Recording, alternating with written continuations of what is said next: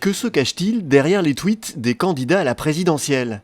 C'est ce que propose d'analyser Idéo 2017, une plateforme digitale créée par Julien Longhi, professeur en linguistique à l'université de Cergy-Pontoise, avec les laboratoires Agora et Etis, ainsi que la fondation UCP.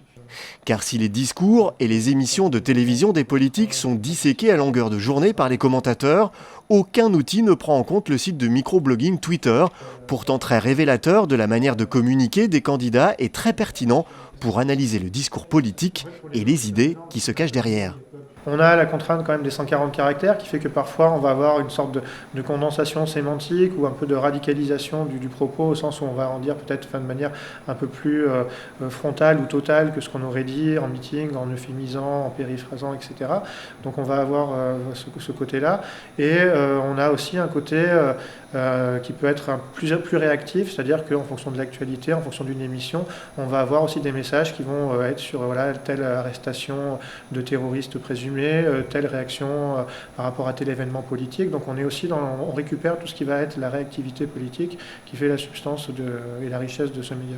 Le site Idéo 2017 analyse via Twitter les mots utilisés par les candidats, leur fréquence et les thématiques auxquelles ils sont associés. Si on regarde sur le compte de Marine Le Pen, on va voir que les termes France et français et pays, par exemple, ressortent beaucoup.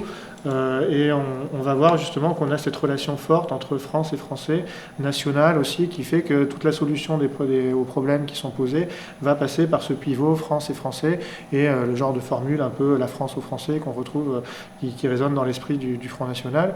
Alors que chez Emmanuel Macron, par exemple, on a le terme de français qui est un pivot, mais qui va forcément marcher avec la question de l'Europe et du projet européen qui va être lié à celui de la France. Et beaucoup des solutions qui sont proposées par le candidat en fait, fonctionnent sur ce binôme France-Europe. Voilà, on peut regarder par exemple chez François Fillon une autre analyse qui est l'analyse des thématiques par le recoupement de champs lexicaux.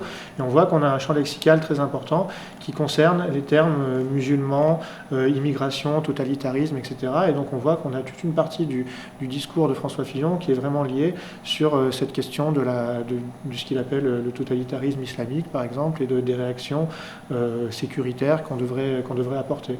Si on mène la même analyse thématique sur Benoît Hamon, c'est pas du tout les mêmes choses qui ressortent, bien sûr. Et on a revenu universel qui va ressortir avec beaucoup de questions économiques, sociétales, et aussi des questions liées à l'écologie ou à l'égalité homme-femme, par exemple. Et le candidat qui se distingue un peu des autres, c'est peut-être Jean-Luc Mélenchon, puisque quand on regarde les relations entre les mots et les mots fréquents, c'est beaucoup d'éléments technologiques et qu'en fait qui sont des hashtags, JLM Périgueux, JLM Strasbourg, etc. Et on voit qu'en fait on a beaucoup de référencements, ce qui indique que c'est une stratégie vraiment digitale approfondie, beaucoup corrélée aussi à l'utilisation de YouTube que Mélenchon fait.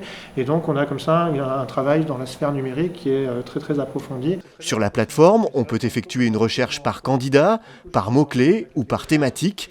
Un excellent outil pour savoir quel est le candidat qui parle le plus d'économie, d'emploi ou de sécurité, mais surtout de connaître les mots qu'il emploie pour en parler.